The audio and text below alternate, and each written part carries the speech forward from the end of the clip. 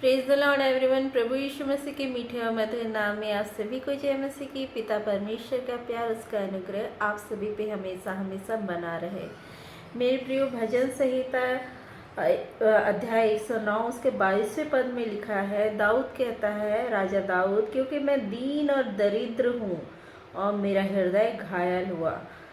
और साथ ही 24 जब हम पढ़ते हैं तो उसमें लिखा हुआ है, उपवास करते करते मेरे घुटने निर्बल हो गए और मुझ में चर्बी ना रहने से मैं सूख गया हूँ।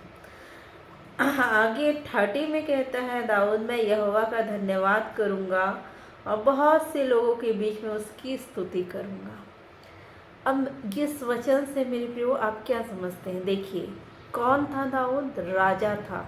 उसके पास किसी चीज़ की कमी नहीं थी, वो राजा था। परमेश्वर ने स्वयं उसका अभिषेक किया था।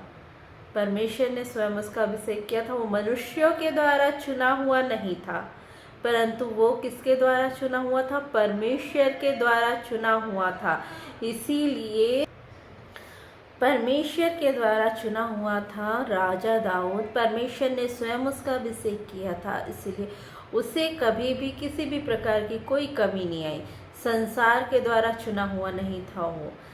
संसार के द्वारा जब चुने हुए होते हैं तो उनमें या अब संसार के द्वारा हम सांसारिक रीति से जब पैसा कमाते हैं तो वो खराब हो जाता है, वो पैसा खराब हो जाता है।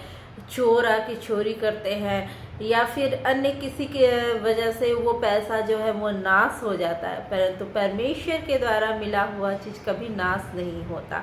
वैसे ही राजा दाऊद को परमेश्वर ने स्वयं अभिषेक किया था राजा बनने के लिए। उसके पास सब कुछ था, सारा ऐशो आराम था, सब कुछ था, किसी भी चीज़ की उसे कमी नहीं थी। लेकिन फिर भी मेरे प्रियो, यहाँ ध्यान देने वाली बात यह है कि फिर भी वो राजा होते हुए भी वो अपने आप को क्या कह रहा है?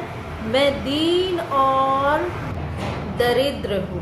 वो क्या कह रहा है? मैं दीन और दरिद्र हूँ। एक राजा था, हम सोचेंगे वो कैसे दीन हो सकता है, कैसे दरिद्र हो सकता है? उसके पास तो सब कुछ था, परमेश्वर ने उसे सब कुछ दिया था, तो वो अपने आप को दीन और दरिद्र क्यों कह रहा है? वो परमेश्वर की उपस्थिति को चाहता था, इसीलिए वो आत्मा में कहता है कि मैं दीन और दरिद्र हूँ। वो सांसारिक दौलत की बात नहीं कर रहा है, वो ऐशो आराम की बात नहीं कर रहा था। वहाँ वो आत्मा की जो भूख प्यास है, वचन की जो भूख प्यास है, परमेश्वर की जो भूख प्यास है, उसकी बात कर रहा था कि वो दीन और दरिद्र है।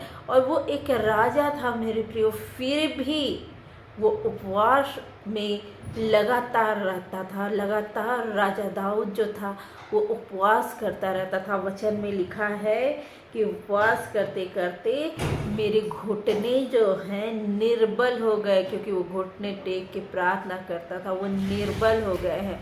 और साथ ही साथ चर्बी, शरीर से चर्बी सूख जाने के कारण, चर्बी कम हो जाने के कारण, ना रहने के कारण मैं सूख गया हूँ।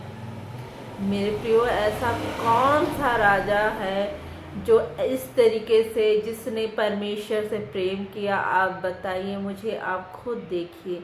ऐसा कोई राजा नहीं, दाऊद राजा के समान कोई नहीं, जिसने इतने, उस राजा ने सब कुछ होते हुए भी परमेश्वर के सामने अपने आप को दास बना के प्रस्तुत किया, परमेश्वर की आज्ञा के अनुसार अपना जीवन जिया। और साथ ही कहता है कि मैं यहोवा का धन्यवाद करूंगा और बहुत से लोगों के बीच में उसका स्तुति और भजन गाऊंगा। मेरे प्रियो, आज हमें भी अपना जीवन वैसे ही बनाना है। हमें क्या करना है? हमें घुटने टेक के प्रार्थना करना है, हमें दीन बनना है, अपने आप को दीन बनाना, अपने आप को दरिद्र बनाना है वचन के लिए। किसके लिए? वचन के लिए अपने आप को दीन और दरिद्र बनाइए कि वचन को ग्रहण कर सके, वचन को हम अपने अंदर, वचन की जो भूख और प्यास है उससे अपने आप को तृप्त कर सकें। अपने आप को दीन और दरिद्र बनाइए, वचन को पढ़िए, क्योंकि प्रभु यीशु मसीह आ रहे हैं बादलों पे लेने हमें, वो आ रहे हैं। अगर हम अपने आप को तैयार नहीं करेंगे तो प्रियो हम यहीं छूट जाएंगे, उस 5 कुंवारियों की तरह छूट जाएंगे जिनके पास, जिनके दिए के लिए तेल नहीं था। उसकी तरह हम छूट जाएंगे और हमें यहाँ नहीं रहना है प्रियो, क्योंकि हम यहाँ के हैं ही नहीं। हमारा देश सिय्योन देश है, वहाँ से हम आए हैं और हमको वहीं जाना है, तो उसके लिए हमें तैयारी करना है। तो मैं आप लोगों से ये उम्मीद करती हूँ कि आपके वचन से आज आप लोगों ने सीखा होगा और अपने आप को वैसे ही बलिदान और वैसे ही समर्पित कीजिए जैसे राजा दाऊद ने परमेश्वर के सामने अपने जीवन को किया। Praise the Lord everyone. आप सभी को जय मसीह की।